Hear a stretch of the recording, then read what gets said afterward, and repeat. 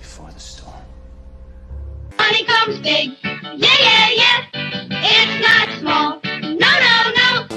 Kiss my entire. Oh, my darling, not 3 times on the ceiling if you want me. Your coffee, sir. Thanks, beautiful. You're welcome. This is a man's world.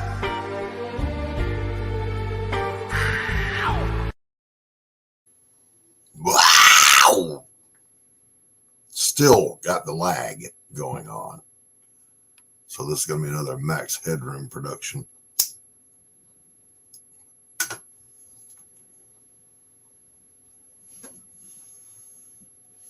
It's Thanksgiving tomorrow. We've got people coming over at 2 for me to help them with some projects they're doing. So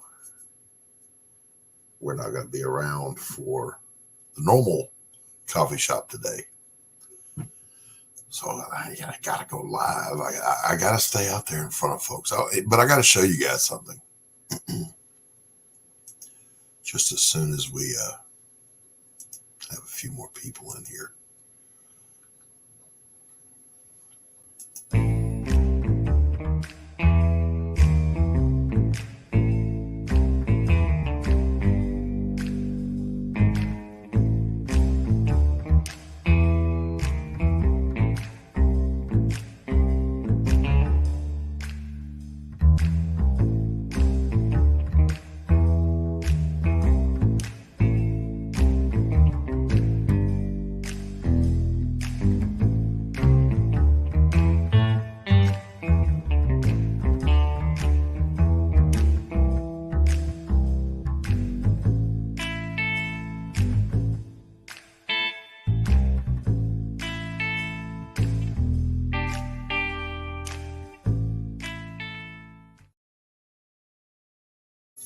So late in the evening yesterday, I got challenged on Facebook by a left coast liberal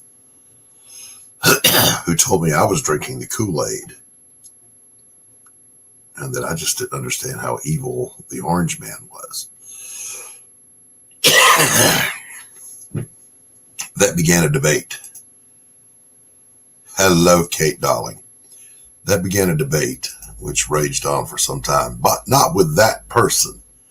That person quickly, I just said, show me some sources. Give me some data.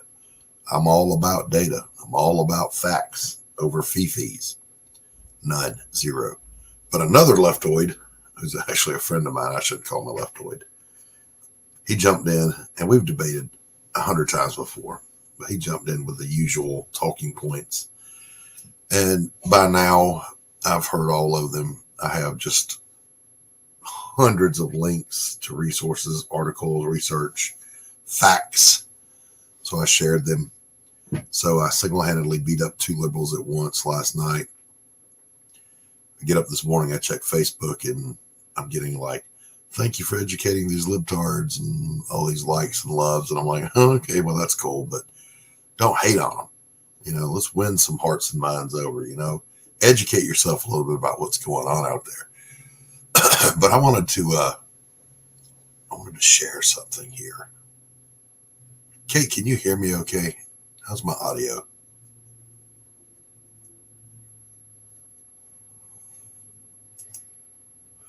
Happy Thanksgiving to you. Tomorrow. Can you guys hear me okay? Do I need to switch the headphones? Okay, I'm good. I'm going to share something here.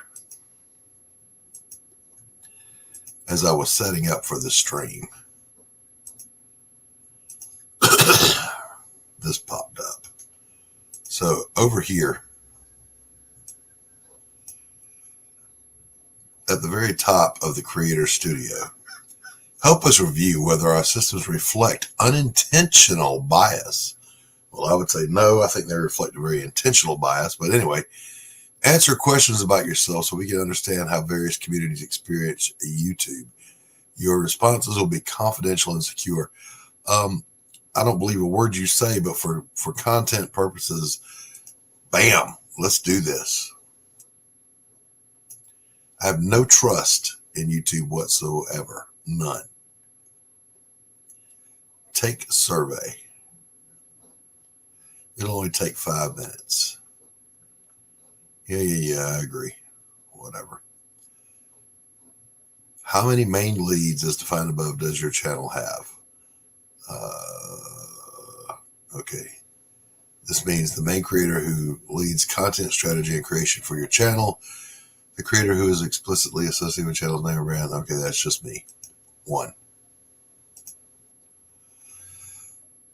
And right off the bat, here we go. Which of the following do you, the main lead, identify as? Select all that apply. Well, I don't identify as anything, but we'll put white.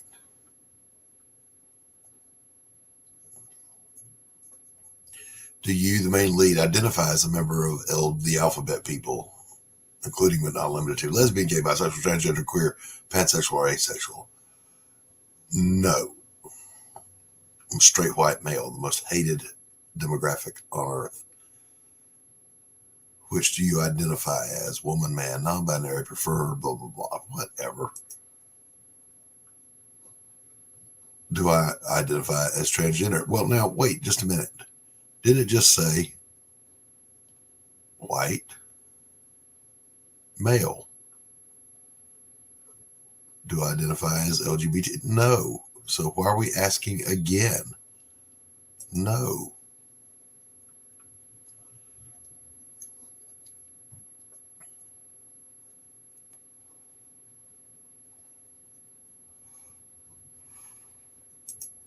It's just me. No, I don't want to be opted into anything. Because I don't trust you, YouTube. I don't much like you. There we go.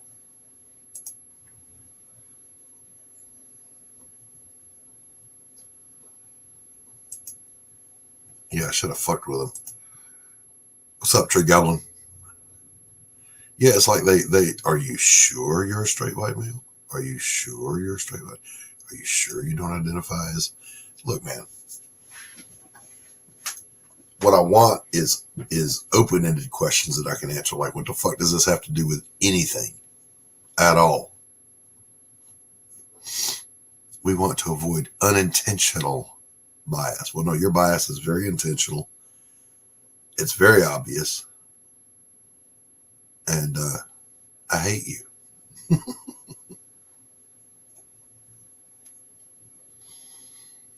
When I say hate, I mean I hate things like censorship of free speech. Things are coming out of the news now in the last week that we knew were true about certain people at certain government buildings holding doors open for certain people and welcoming them in. But you would get struck if you pointed out that truth. Turns out, whoops, we were right again. Hello, Carrie. Welcome.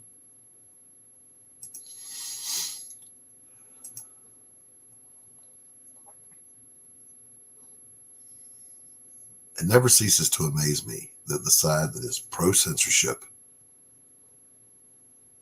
that wants to take away your rights, including your First Amendment and your Second Amendment rights, is the side that'll turn around and call you the fascist. Mind-blowing, isn't it? Here's what we want. We want our rights, and we want you to leave us alone. That's the right in a nutshell. And I are on the right, in case anyone was in doubt. It's distracting to see myself all herky-jerky on camera like this. I'll screen share the conversation I have with StreamYard about this issue. So I jumped on with them, I don't know, sometime last week before a stream, and said, hey, there's a PM window, DM window. Today, there's lag. There's this herky-jerky to the video. They said, when did it start? So I told them, a couple of weeks ago. Did you change equipment? No. Did you change settings? No. Nothing on my end has changed. Something on your end has changed. Would you please do a ping test and a speed test? Yes, I did. What were the results? I told them the results. Can you screenshot it? No, motherfucker, I just told you. You asked, I gave you the answer. Now you're saying you don't trust me and you want to see screenshots? Piss off. Gotta be crazy. Somebody tell me what kind of a world we're living in, where a man dressed up as a senile, diaper-wearing pedophile is all on his... Oops. Was that out loud?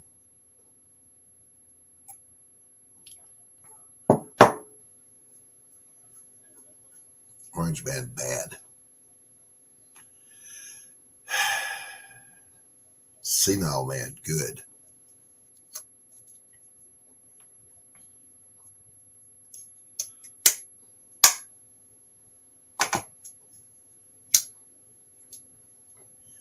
So yesterday, I ought to change the name of this stream to Anthony Romano, Where Are You? I've been trying to reach Anthony all week.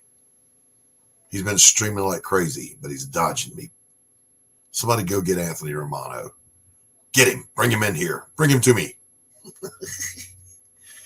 So Sunday evening, I put together the launch trailer for A Damn Dirty Thing, and it's ready to go.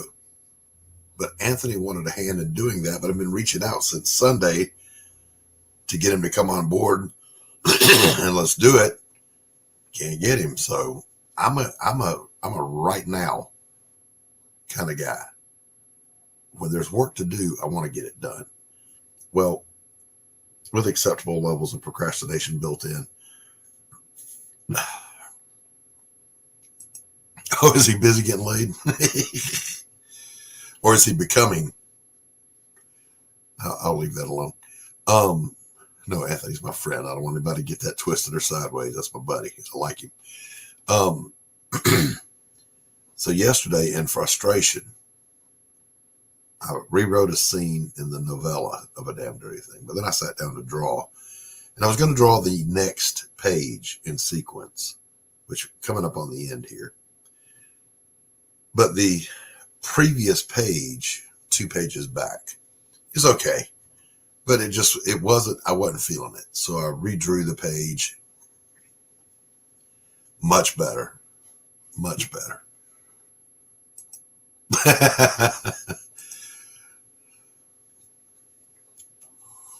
And then I started inking it. I didn't get done inking it. I got sidetracked.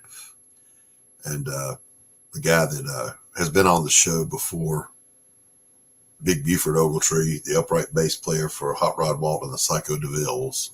That's quite a title for a band, huh? Anyway, they're a big rockabilly band. They tour all over the world. He's a friend. I taught him to play bass, according to him. I didn't. I taught him a couple of songs, and then he kind of took it from there. But he's writing a book, and he's having one installed.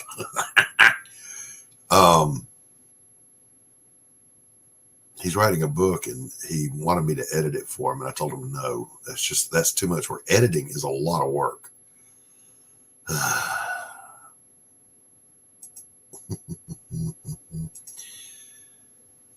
But then I reached out to him and I said, in speaking about the trailer that I was building on Sunday, I said, what would it cost me to get you to play me a good old noir, jazz, bossa nova, slow, dark bass line? Doom, doom, doom, doom. You guys know what I mean. And he said, funny you should ask that. Edit my book and I'll do it for free. It's like, son of a bitch. He got me. So, but that's contingent on he wants to record at my son's studio. Well, you guys know my son was just on the show last week. And he said, he either said it live or he said it backstage that he needed to reach out to Buford because he promised Buford some studio time for a project, but through no fault of Buford's, but my son's fault, the communication falling apart, and he needed to rectify that. So I then passed that information along to Buford yesterday. So we'll see what comes of it.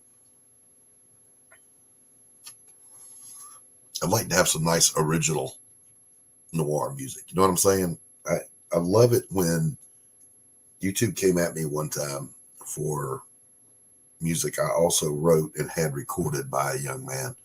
Got it right here. That's just my blues bounce. Mine.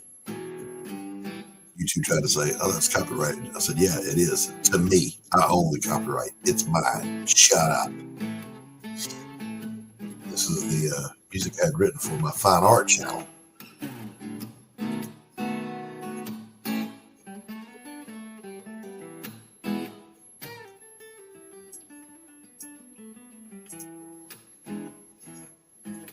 Hey, Billy, what's going on?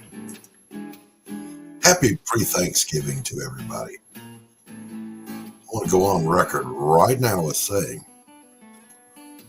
I am so very thankful to each and every one of the people that backed Pariah. It's done my heart good to see people sharing it on the Twitter and over on the Facebook. Hey, look what came in the mail. They're holding up their Pariah. Gotten 1 or 2 reviews so far. They're all good. So that makes my heart happy.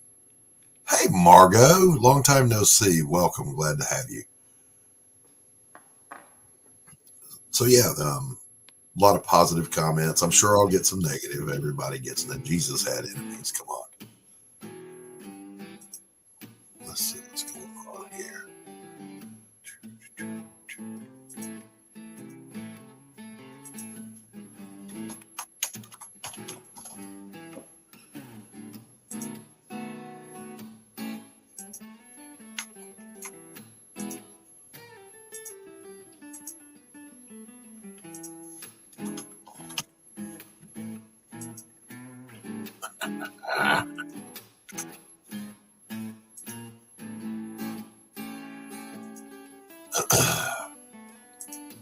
My buddy said, as someone who is 1/4 Native American, I resent not having representation on margarine products in reference to the Land O'Lakes thing.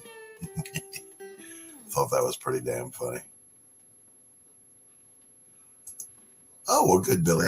I'd love to hear your thoughts on it, and I hope you enjoy it. It was a bit of a labor, but not in the sense that it was hard to write or hard to draw. It was condensing the story into 3 arcs instead of one big giant arc. Because, when I started the thing, it was going to be just one big ass book. But then the economy went in the toilet, and I'm like, nobody can afford this. And it's my freshman outing in this community. Let me break it up so people can afford to buy it. And I'm glad I did, but it was a lot of work to edit what was meant to be one big arc into 3 arcs that intertwine. If you guys know what I mean. I'm sure you do.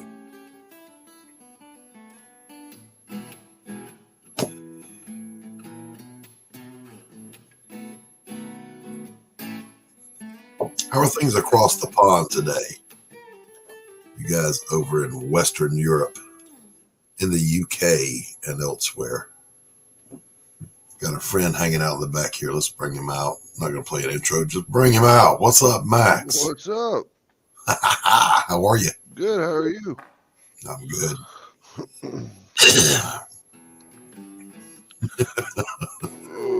Explain it any better than that, Billy. Oh, got more backup. Wham! What's going on, guys? What's up, you sexy beast? Yeah, right. How are you, buddy? I'm good. How are you? I'm good. Not going to be a coffee shop today because of the holidays, so I thought I would do a little impromptu. Okay. Live stream because the time that we normally spend doing the coffee. I intend to have my face slammed in some dressing right about then. And then I've got some people coming over, and then we've got to go somewhere. So it's holiday routine, sir. Yeah, no, I get it. So, Tanner, what I missed? What's 8 Ball Studios? Oh, man. The last couple of days. Oh, that sounds like breaking news. I don't know if it's not good news. Oh, tell me. So I get this. Hey, Kate, how you doing? Margot, I see you there too. I get this email from a representative in China, Oh, and and they're like, "Hey, we do this, national, or this worldwide register for trademarks and stuff like that." And they said there's basically a company in China trying to register its email and everything under Apothic Press, and they were asking if I had anything to do with them, and I said no, I don't. So he gets back with them and says, "Hey, I wouldn't recommend that you guys push through with this name because it's already being used in America." Well, they said, "Screw you. We're going to do it anyhow." And I'm looking at it, and it's just like, well, I don't have it trademarked. It's not copyrighted. It's like, do I really want to fight this fight? Or I could just go with my imprint. Tanner, I've got too much fuck you in me. I'll be like, oh, Yeah.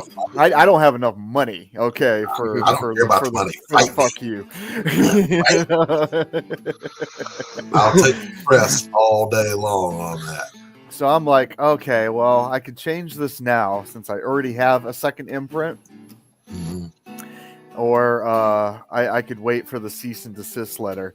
Well, I would have waited for the cease and desist letter from them and been like, really, you guys are going to worry about copyright now? Yeah. You're in China. Come on. You're already doing, you have already, done business as Apothic Press. Yeah. So fuck them.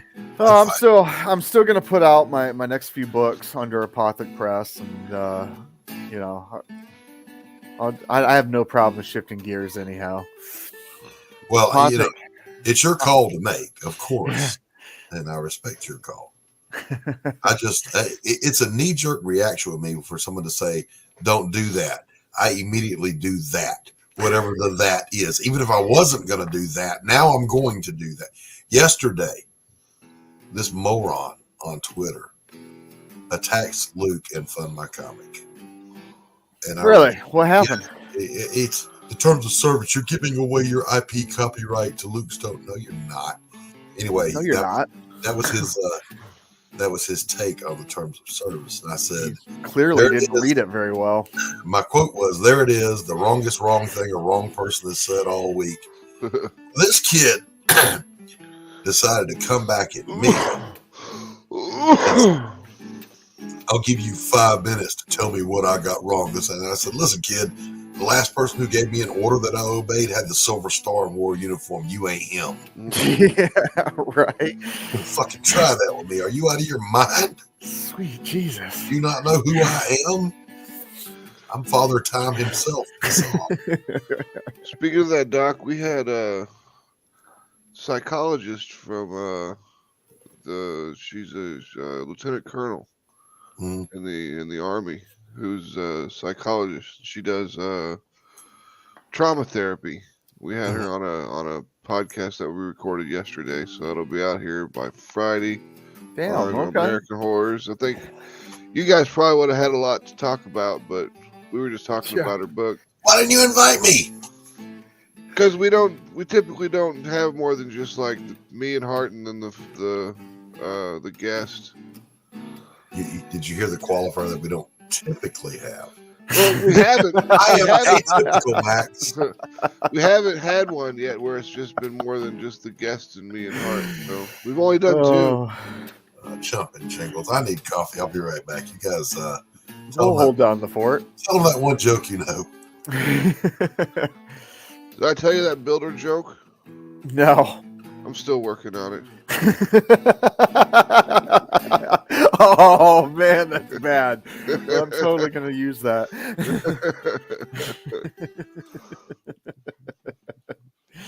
So how you been? How's the campaign going? Campaign's finished. We ended up with 6,380 $88 with 146 backers. So That's what I'm talking about. not bad at all. Yeah, hell yeah. Congrats, man. Thank you.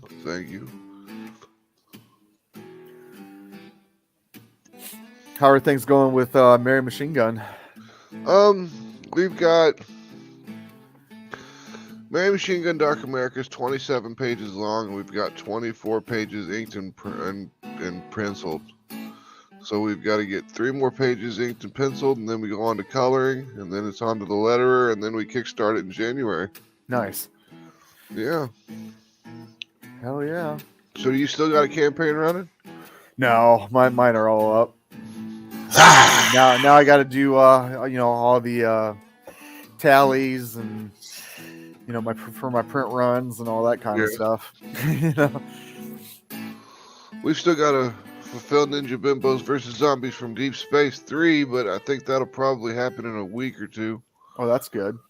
Yeah. Or what are you waiting on, like stretch goals and stuff like that? Yeah. Calling Romano.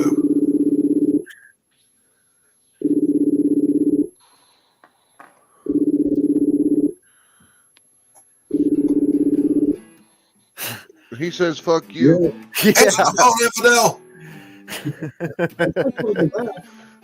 I'm live right now. The whole world can hear you. The whole world can hear me. Yeah.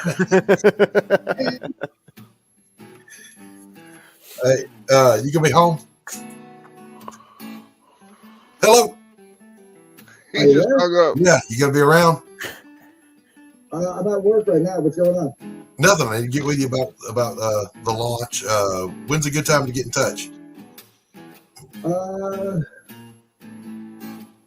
mean, I'm off. Well, obviously I'm off tomorrow, but I'm also off Friday. But I'll be at my aunt's from like 4 to 8.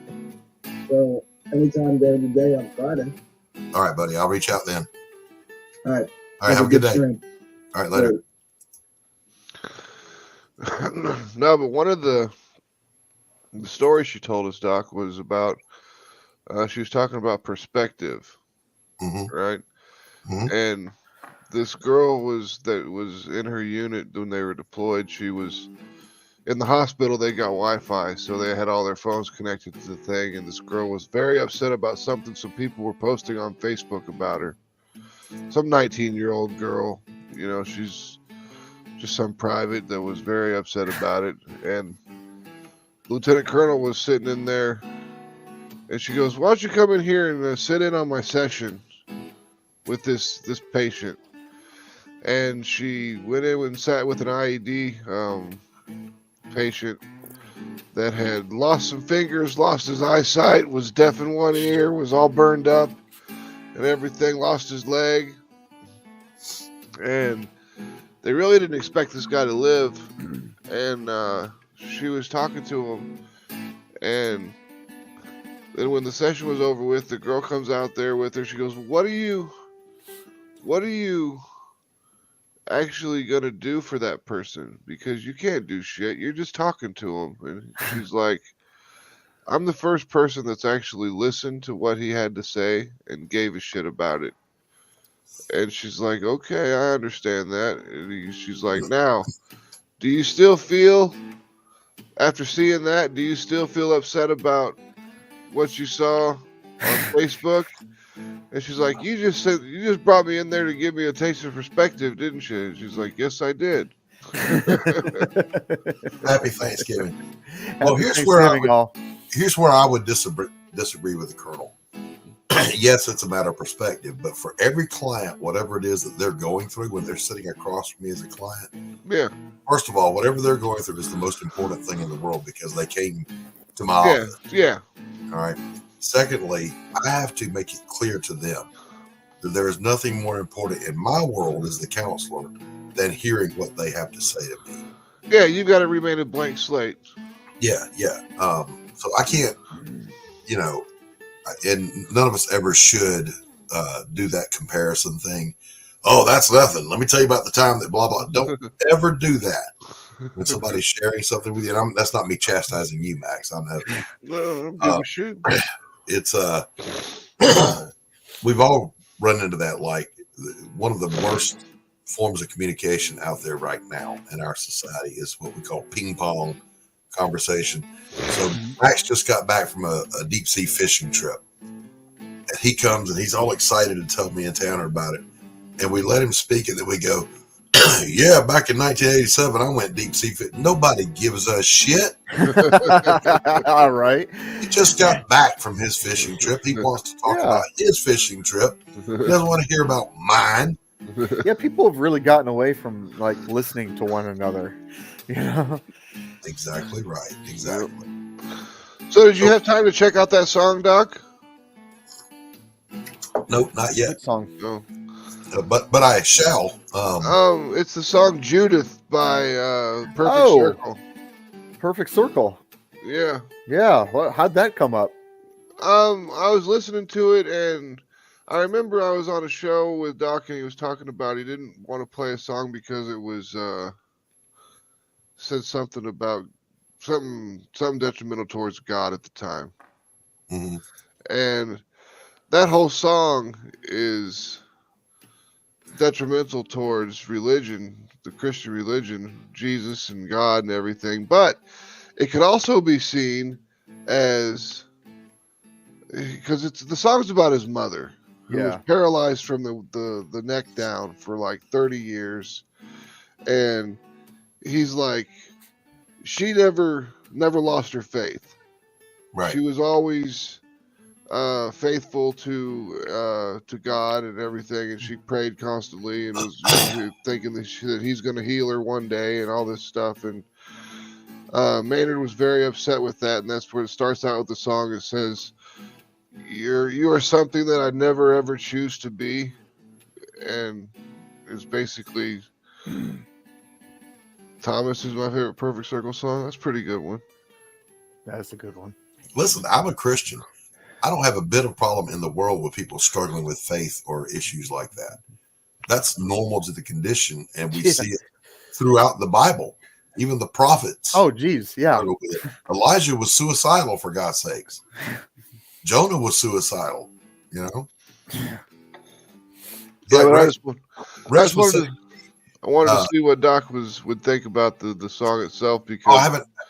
I will listen to it. I just haven't had the opportunity yet. So Rex was asking me, he says, Doc, you know, you're a Christian, but Pariah Blood and Mud is so dark. And I said, you do realize that in Genesis, right off the bat, we get a murder during a church service. It don't get much darker than that, buddy. I was talking to one of the youth ministers at the church the other day, and he's like, "Hey, you're an artist, right?" And I said, "Yeah." And he's like, "You ever think about, drawing the Bible?" And I said, "Yeah, actually, I have thought about it." He's like, "Because I was thinking about you the other day, and there's some scene in Acts, where guys are just gutting each other and involved in war, and he he's a retired service member too, and Christian, everything.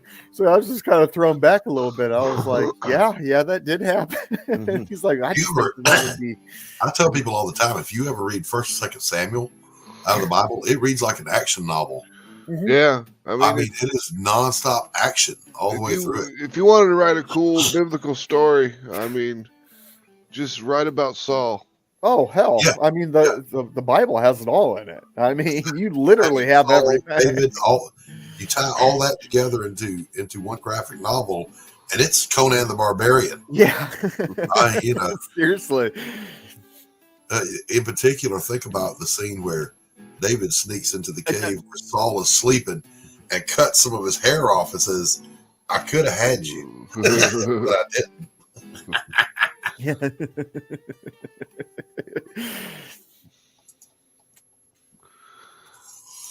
But yeah, it is. It's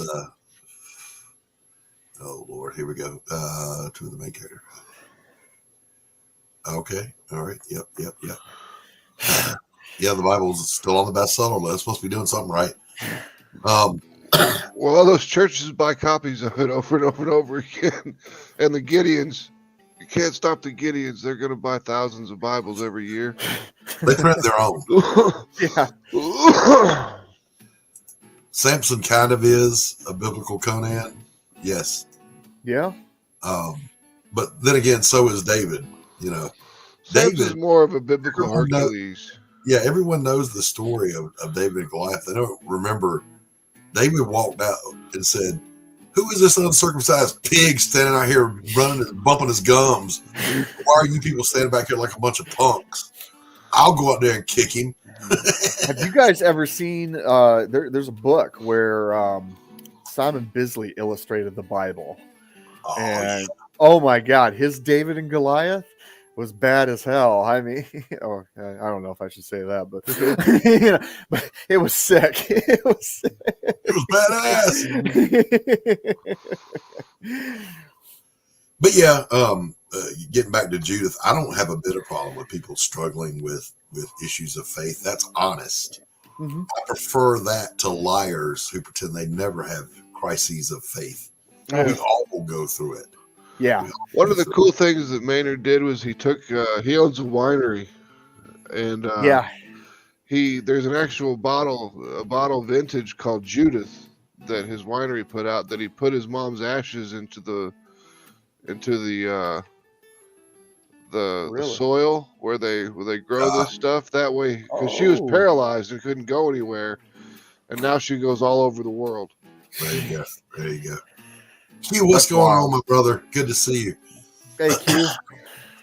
So, Max, did I tell you? I think I said it before you guys popped in.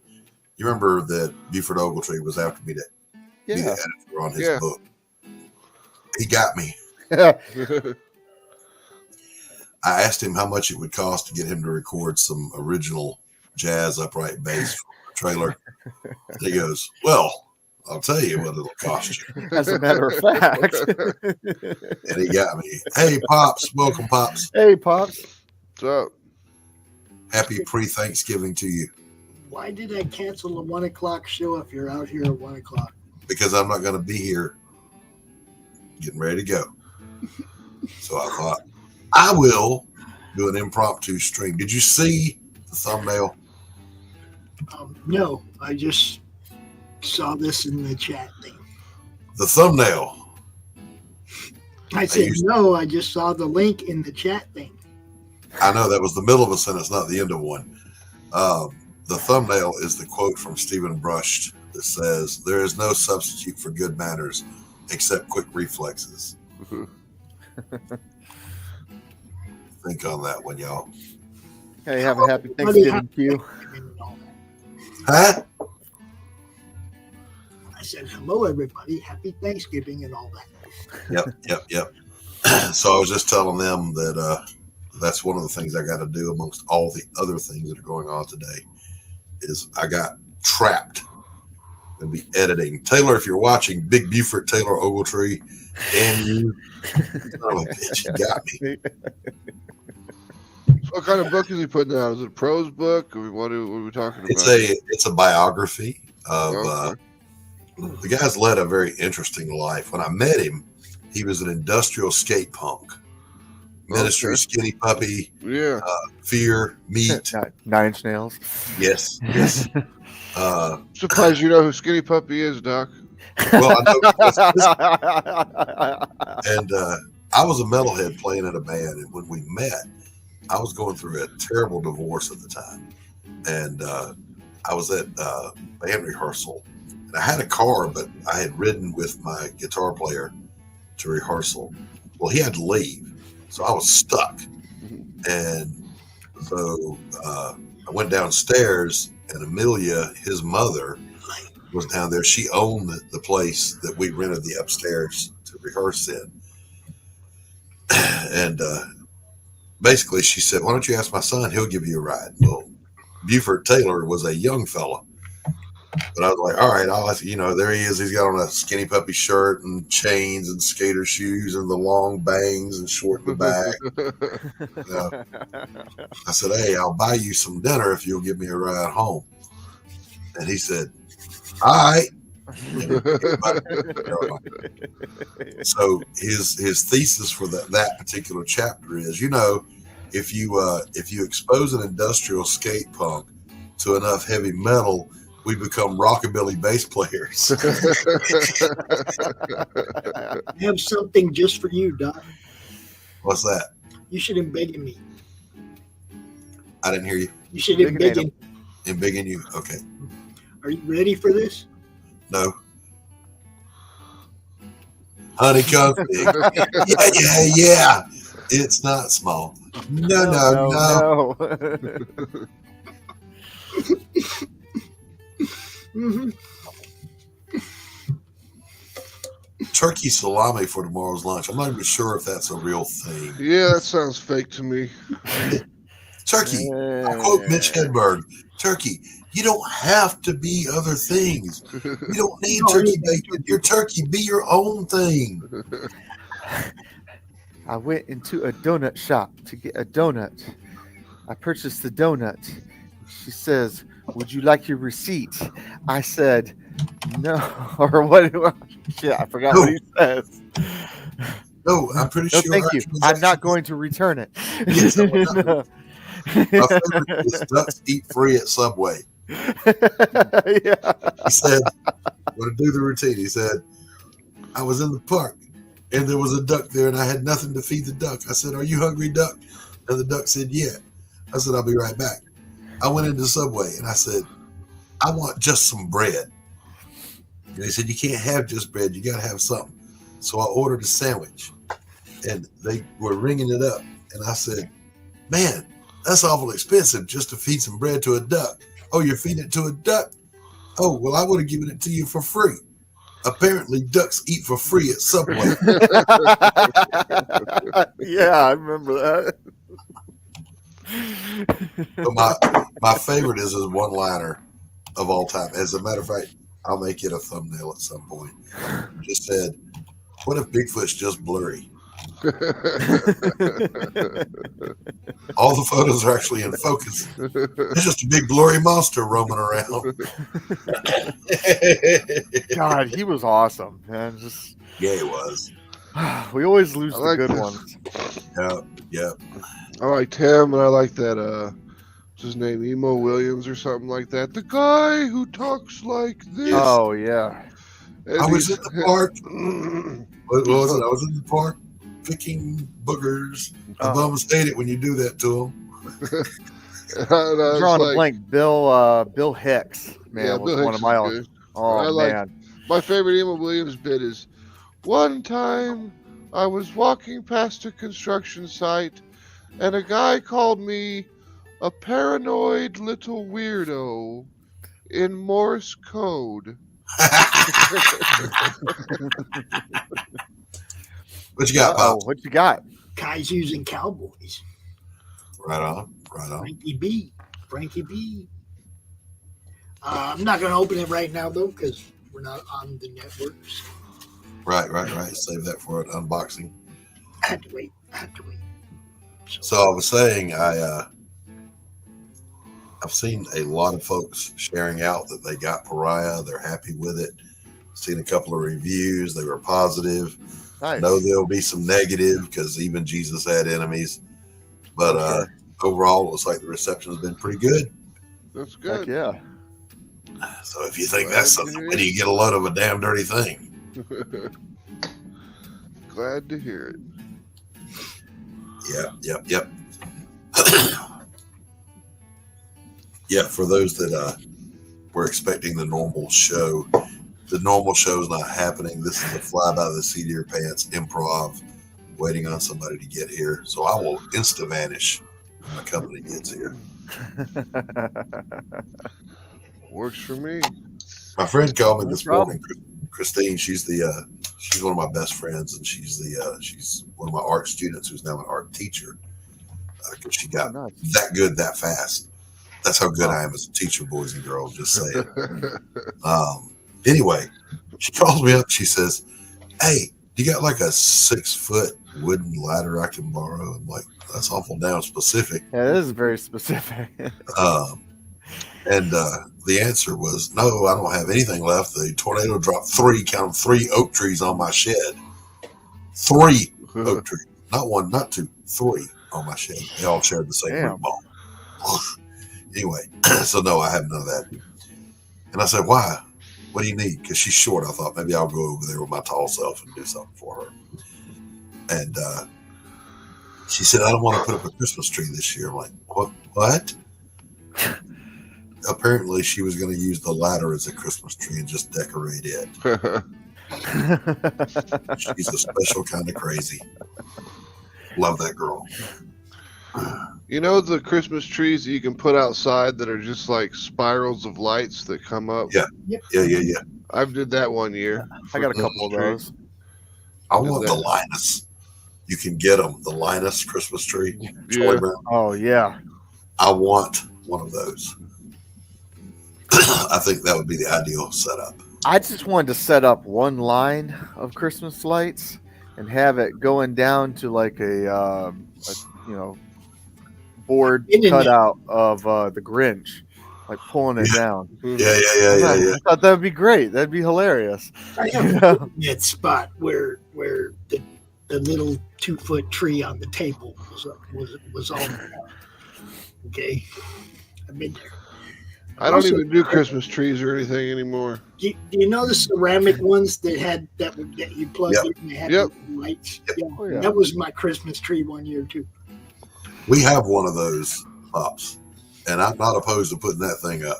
I'm lucky we had power so it would light up. Right? But I'm like, Max. It actually reminds me, I got to go up into the attic and pull everything down because the wife decorates after Thanksgiving. You know, my thinking is that commercial side of Christmas, that's for kids.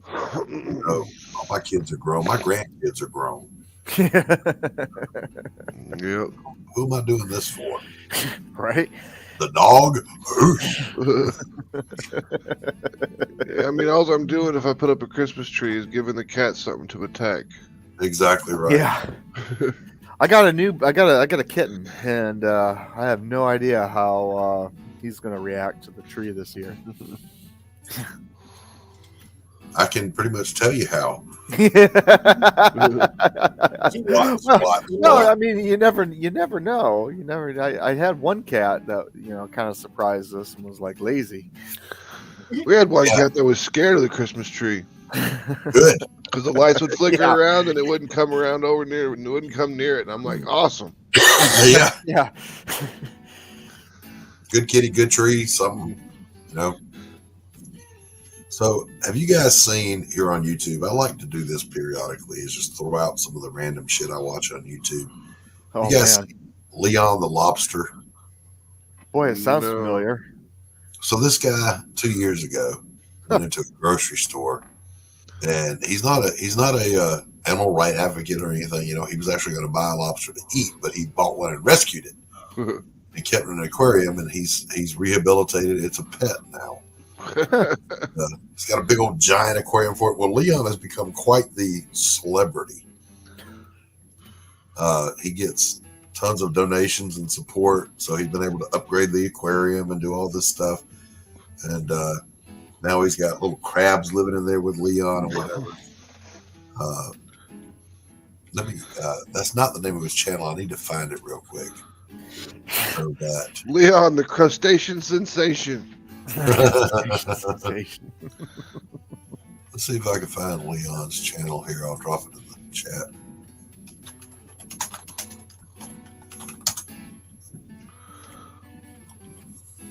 There it is. Go check that out.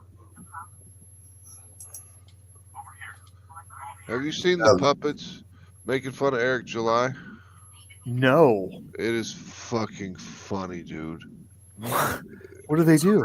There's the link to Leon the Lobster, by the way. They took Eric July's voice and ran it through AI. And get it to say a whole bunch of different stuff about how his book's terrible. It's pretty bad. There's nothing bad about what he says, but it's just, it's all funny. And I don't know. Let me see if I can find it. Yeah, AI can do a pretty good job of mimicking voices. Just saying. Yeah. I'm just waiting for whenever video gets all hooked up like that, and then you got to like worry about all those deep fakes, and you won't be able to trust anything anymore. Well, you got Scarlett Johansson is in a lawsuit Yeah. because of some AI company that deep faked her or something. Well, I mean, Max, when's the last time you actually trusted anything you saw? Yeah, that's Yeah, Not a person. If I don't see it with my own eyes, I'm not sure you guys are real. Okay. I'm a figment of your imagination. Here's the scary part, Tanner. There you go, Tanner. I put it in the private chat. Hell yeah. I may be a figment of my own imagination.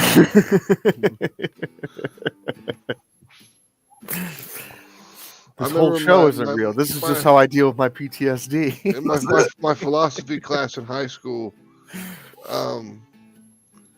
the final for the class was the teacher walked into the room and she took a Coke can and she just sets it on the desk and she says, "Prove the Coke can does not exist." And you had to write an essay on how the Coke can does not exist. And me being the smart ass that I was, I just wrote "what Coke can" and turned in my paper. I got a B. I'm right there with you. That's freaking awesome. In college, my philosophy class, one of the essay questions was why. I just wrote "why not," and I got a B. Yep. Don't listen. Here's the thing. If it's on mainstream media and their lips are moving, it means they're lying. Yep. Don't trust anything without researching it yourself. Well, that's funny. I saw something this morning where they were talking about that. I had a personal encounter with a living God. That's why I believe in God. Say it again, Tanner. I saw something about that this morning on the news where the anchor was talking about how basically the media itself is now like turning on each other and talking about how they cover politics and stuff like that. Well, I like the videos where it like shows that everything is just scripted. Even your local news is all scripted. Yeah. It shows like all these local news things saying the exact same thing, word for word. Yeah, I mean, making the same little silly joke and everything. I mean, it's just exactly 100% the exact same thing, and I'm just like, oh my god. Remember the line from Queensryche Revolution calling? I used to trust the media to tell me the truth, but now I see the payoffs everywhere I look. Who do you trust when everyone's a crook? Yep. Yeah, everything's coming full circle. I mean, they knew this shit back when. There is, however, a big pendulum swing moving back the other way. Mm-hmm. For every action, there's an equal and opposite reaction. That's not just physics. That's in sociology, psychology. That's everything. You can only pull that rubber band back so far before it's going to snap and let go. And when it does, it's going to sting. Yep. And it's happening. And it's scaring some of the leftoids to death that is happening. Like I said, this one yesterday on Facebook just had an absolute meltdown because I shared the inflation rates under Biden. Yeah. Well, I mean, it's just a fact. You can't hide it. It's not a feeling. It's a fact. Oh my God, they spurred out for an hour and I just kept slapping them down. Oh man, I got my daughter the other day. She's 12 and she's right there at that age where, the attitude is starting to come out and everything. Well, she was talking about something and it was, I feel this and I feel that. And I was like, nobody cares about your fifis. I just wanted to see a reaction, but Have you seen? I- Have you said? that meme you sent for next week? Yeah. Did you hear about what Bob Iger's done?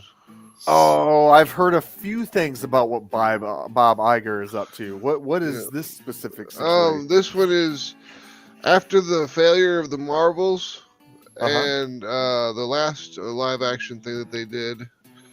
He's finally just decided that this woke stuff doesn't work, and Disney needs to Oh, go back to really? basics. No shit. Yep. And he wants it. He wants it out of the movies and everything. He's like, go back to basics. Do what we do. We're Disney. We should stay Disney. And I'm like, hey, Bob Iger fucking finally gets it. I mean, Well, It only took you 10 that's years. well, see, that's what I was saying. It's just That's like, funny you mentioned that because Dave Filoni has just got made the chief creative yeah, director for all Star Wars. Do you know why they did that? Well, now I know. Because Bob Iger was like, "This shit is over with." Now, But I mean, that's the whole good woke news, thing, the whole but I'll woke believe thing, it when I see it. Yeah, the whole woke thing to me though is kind of like back in the '90s when they had the green initiative everywhere. Oh, And all yeah. these companies were like, we're going green, and then they realized that going green cost them more money than just doing business the regular way. And Right. they're like, and Yeah. then there was a recession, and they were like, we're done with this going green bullshit. So I mean, there's a recession looming now, so everyone's going to be like, well, we're going to stop with the woke shit, go back to basics, and make some money. Right. Now, I'm going to point out again that this began with the anti-smokers. Yeah. And hear me out. First, it was, we don't want your secondhand smoke when we go to a restaurant. All right, fine. Well, first it was on airplanes and stuff because Yeah. we're We gave that ground. We gave an inch. And folks, I don't know if you remember, but this is where it went. You can't smoke on the beach, which is a desert with an ocean attached to it. Then it was, you can't smoke in your own car in some places or in your apartment because it's attached to other dwellings. Yep. Damn. This I was remember when that happened in Didn't New realize it York. was that bad. This was the effort of those who seek to control what other people do, testing the waters with their toes. Oh, look, they let us take this away from them. What else can we take? And that's gotten us to where we're at today. When finally, you can only poke the bear so many times before the bear wakes up and eats your ass. And that's what's going to happen. You pushed about as far as we care to be pushed. And so what happened in Argentina? That's been a socialist country for 50 years. They elect that lunatic dude down there that I like. He's crazy, but in a good way, I think. The sideburns are just too much for me. But no, I like it. I dig it. yeah, I say roll with it. So yeah, when you look at that guy, remember what I just said a moment ago. For every action, there's an equal and opposite reaction. You might think that it's a done deal when you've pushed your agenda about as far as it'll go, but you're wrong. The snapback always comes. Yep. It used to happen in shorter and less visible cycles. Anyone old enough to remember Jimmy Carter with the gas shortages, the economy was in the toilet. He told you to turn your thermostat up or down depending on the season. Wear a sweater around the house. This is the new normal. And then Reagan came along and said, no, you're wrong. Mm-hmm. And everything changed because it snapped back. It happens. It always happens. If you live long enough, you'll see it in everything. Oh yeah, for sure, 100%. I mean, you watched the if you remember the PMRC. Oh yeah. And their activities in the Senate. Yeah. Most of those people that were there to try to censor the music, they were the left. It was Al Gore and Tipper Gore and Tipper, And all those left-leaning senators that were trying. I mean, there was a bunch of right-leaning guys there too, like ancient-ass 90-year-old fucking senators that didn't know what the hell they were talking about anyways. But and then D. Stewart came in and schooled their ass. Yeah, D. Snyder came in there and just fucking ruined their ass. Yeah, he just wrecked them. Free speech. There's another one I love. Now D. Snyder is he goes after people like if they didn't get the backs and shit. He totally flipped over. He's fucking government fucking paid now. He flipped back since then. Yeah, yep. a bunch of people got scared, and I have to be careful what I say here because the YouTube will get up in its fifi. Oh yeah. So we'll just say that enteric precautions were one of the first things you learn in medicine, and enteric precautions are applicable to all viruses. All means all, and that's all that all means. Okay. So I knew from jump what was what. But I'm here to tell you, Jack, you couldn't say it on the tubes here because they would get sideways with your ass. I always wondered. They always self-censor. It drives me nuts. The thing that always got me was like, I mean, in the military we had NBC training, right? Uh-huh. And I'm like, okay, so the biological stuff says you got to have this big giant mask on so you don't get it in your face or in your eyes or anything. And then they come out and say, wear this paper on your face and you'll be fine. Right. And I'm like, that's not how this shit works at all. That's not how any of this works. Remember the photos of people in the ocean, swimming pools, cars by themselves, wearing masks. Yeah. And then I want you to remember that these people see it from time to time. Yes, these people vote, and this is why we are where we are today.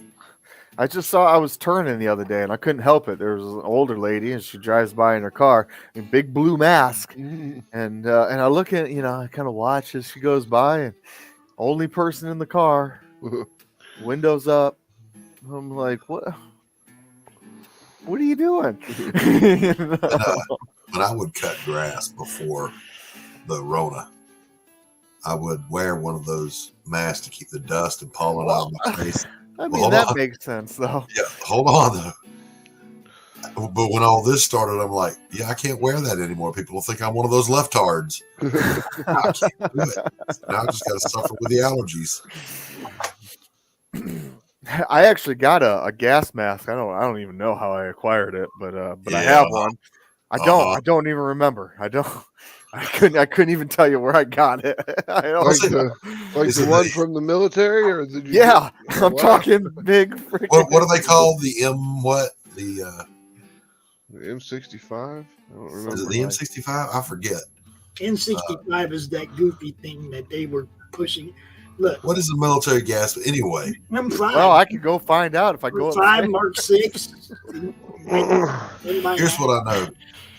I was medically supervising the gas chamber on Paris Island. It is a hot ass day. My ambulance is parked under the big old shady oak tree, and I'll fall asleep. It's the M40. The M40. And all of a sudden, somebody's banging on the hood of my ambulance. Corpsman up, man down. Where? In the chamber. Yanked my mask out, cleared and dawned, ran in, took one breath, and ran right back out the door. Assholes got me. While I was asleep, they took the filters out of my mask. They got me. Yeah. Never fall asleep on duty in the military. Nope, they'll get you every time. Yeah, a prank will be the best thing that can happen to you. Yeah. We used to have, when I was in Iraq, we were doing hard site security, fixed site security. Right. There's one thing, we were up on the rooftop, and this guy would, he was part of the triple canopy special forces guys that were contractors, and he would come up there with his Sharpie marker, and if you were sleeping, he would just take his Sharpie marker and draw it across your throat and be like, "You're dead." Yep. Yep. Here you see people coming to the chow hall with this Sharpie mark across their neck. That's right. That's right. Yeah, they would do that in Korea too back in the day. All right, boys and girls, it is time for me to go. I've got people coming and things to do. I want to wish everybody a very happy Thanksgiving. I hope you have a great day. Hey, if you're over in the UK or in Europe and you guys don't have Thanksgiving, it's all right. You can take a minute to go, you know what? I'm pretty thankful for whatever it is you're thankful for. In the meantime, Max, thanks for coming out. Tanner, thanks for coming. problem. Pops, chat, you guys rock. We're going to end this thing right now.